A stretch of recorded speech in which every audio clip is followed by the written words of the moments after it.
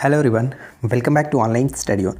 आज हम इस वीडियो में देखेंगे इकोनॉमिक्स के पार्ट 3 और आई होप कि आपने इससे पहले के बाकी के 2 पार्ट्स को ज़रूर देखा होगा और उनका पीडीएफ मैंने टेलीग्राम पर अपलोड कर दिया।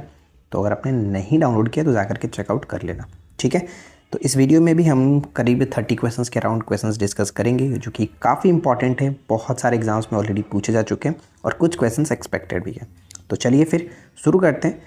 तो सबसे पहला जो प्रश्न आप देख रहे हैं कह रहा है कि economic theory and under development region, ये जो एक तरह का सिद्धांत है ये किनका है?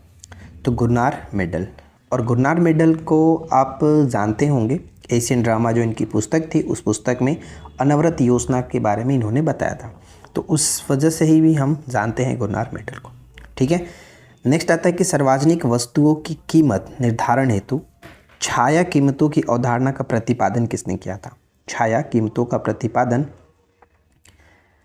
किसने किया था? तो जे टीन बैगन ने। आवश्यक न्यूनतम प्रयास सिद्धांत प्रस्तुत किसने किया?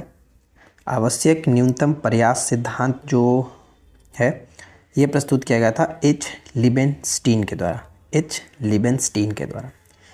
एडम स्मिथ द्वारा बाजार कीमत तंत्र को मान्यता दी गई, किस रूप में?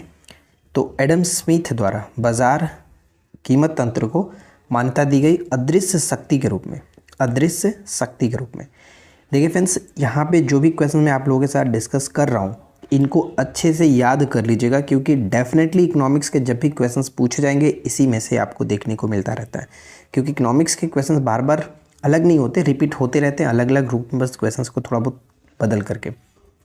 अगला प्रश्न आता है कि मितव्ययिता विरोधाभास यानी पैराडॉक्स ऑफ थ्रिफ्ट की अवधारणा प्रतिपादन किसने किया था? मितव्ययिता विरोधाभास की अवधारणा का प्रतिपादन किया गया था जे एम कीन्स ने। और यहाँ पे देखिए 3 जो प्रश्न है बहुत इंपॉर्टेंट है। जैसे कि लॉरेंज वक्र के बारे में आपने कई बार पेपर में देखा होगा। इसे क्या मापा जाता है? तो आय का वितरण मापा जाता है। आय का वितरण लॉरेंज वक्र से मापा जाता है। विकसित किया था किसने? 1905 ईस्वी में लॉरेंज ने ही विकसित किया था, मैक्स ओ लॉरेंज ने, ठीक है। मैक्स ओ लॉरेंज ने विकसित किया था। साथ ही साथ गिनी गुणांक के बारे में आप जानते होंगे, कई बार पूछा जाता है। गिनी गुणांक विकसित किया गया किसके द्वारा? तो के गिनी द्वारा, याद रखो। फिलिप्स वक्र के बारे में आप जानते हैं, ये कई बार पूछा जाता है कि किनके बीच संबंध को दर्शाता है? तो मुद्रास्फीति और बेरोजगारी के मध्य एक स्थिर और उल्टा संबंध होता है, ठीक है, फिलिप्स वक्र। और गिनी गुणांक याद रखेंगे, साथ ही साथ आपको लॉरेंज वक्र याद रखना है। एक होता है एंजल वक्र। एंजल वक्र क्या है? किसी वस्तु या सेवा पर घरेलू व्यय और आय, यानी घरेलू व्यय और आय के बीच संबंध को प्रदर्शित करता है एंजल वक्र के द्वारा।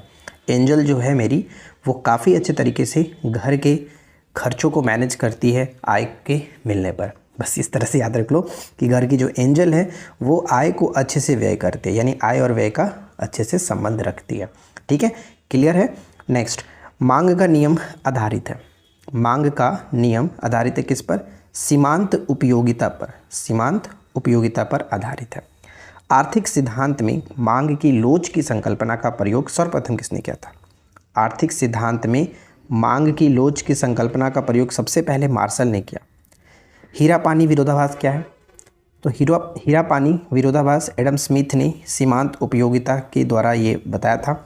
तो इसे याद रखिएगा, हीरा पानी विरोधाभास का संबंध सीमांत उपयोगिता से है, एडम स्मिथ ने बताया था। वह अर्थव्यवस्था जिसमें उपभोक्ता को सम्राट कहा जाता है, वह है पूंजीवादी अर्थव्यवस्था, ठीक है, पूंजीवादी अर्थव्यवस्था। नेक्स्ट पॉइंट आता है कि वह वस्तु जिसके संबंध में उपभोक्ता उसकी कीमत गिरने पर उनके उपभोग को घटा देता है तथा उसकी कीमत बढ़ने पर उसके उपभोग को बढ़ा देता है, क्या कह लेते हैं? ये गिफन वस्तुएं कहलाती हैं, ठीक है। इस तरह की वस्तु गिफन वस्तु कहलाती है। गिफन वस्तु का मांग जो है मांग वक्र दाईं ओर ऊपर उठता हुआ होता है, ठीक है, उठा हुआ होता है। तो ये चीज़ याद रखेंगे। नेक्स्ट आता है कि बाजार की वह स्थिति जिसमें एक वस्तु के उत्पादक अथवा बेचने वाली फर्म थोड़ी सी होती है, यानी बाजार की वह स्थिति जिसमें एक वस्तु का उत्पादक अथवा बेचने वाला जो फर्म होता है वो बहुत कम होता है, उसे अल्पाधिकार कहा जाता है, ओलिगोपॉली कहा जाता है। और मोनोपोली क्या होता है? तो क्रेताधिकार होता है, यानी वह बाजार स्थिति जहां एक क्रेता और अनेक विक्रेता होते हैं उसे हम लोग कहते हैं मोनोपोली। अब यहाँ पे एक पॉइंट याद रखेंगे कि कार्टेल क्या है। कार्टेल जो है किसका भाग है, तो कार्टेल एक अल्पाधिकार बाजार का भाग होता है। अल्पाधिकार बाजार का भाग होता है वह सिद्धांत जो अर्थव्यवस्था के सभी क्षेत्रों में निवेश करने के बजाय कुछ प्रमुख राजनीतिक क्षेत्रों में निवेश करने की आवश्यकता पर बल देता है, उसे क्या कहते हैं? उसे हम लोग असंतुलित विकास का सिद्धांत कहते हैं। असंतुलित विकास का सिद्धांत किसने दिया था? तो हर्समैन ने दिया था। पहले वाली वीडियो में हमने बताया था। Poverty and un British rule in India पुस्तक के लेखक कौन है? इस पुस्तक को कैसे ही भूल सकते हैं, क्योंकि हर बार पूछा ही जाता रहता है। दादा भाई नौरोजी करेक्ट होगा। और दादा भाई नौरोजी के अनुसार 67-68 में 1867-68 में भारत में प्रति व्यक्ति आय जो था वो 20 रुपये था। सबसे पहले आकलन भी इन्होंने ही किया था। नेक्स्ट है कि हिंदू वृद्धि दर संबंधित है। हिंदू वृद्धि जो दर शब्द दिया गया था वो किसने दिया था? राजकृष्ण ने दिया है। और सकल घरेलू उत्पाद यानी जीडीपी से ये संबंधित रखता है। ठीक है।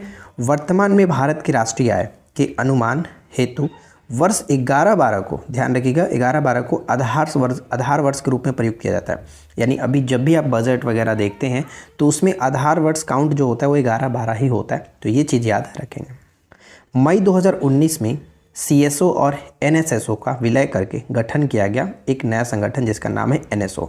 ठीक है, राष्ट्रीय सांख्यिकी कार्यालय। तो ये ध्यान में रखेंगे। सर्वप्रथम जीडीपी की अवधारणा किसने रखा था? सर्वप्रथम जीडीपी की अवधारणा साइमन कुटजेंस ने रखा है। साइमन कुटजेंस ने। भारत में राष्ट्रीय आय समिति का गठन 1949 में होता है, 1949 में, और जिसके अध्यक्ष बनाए गए थे PC महालनोबिस।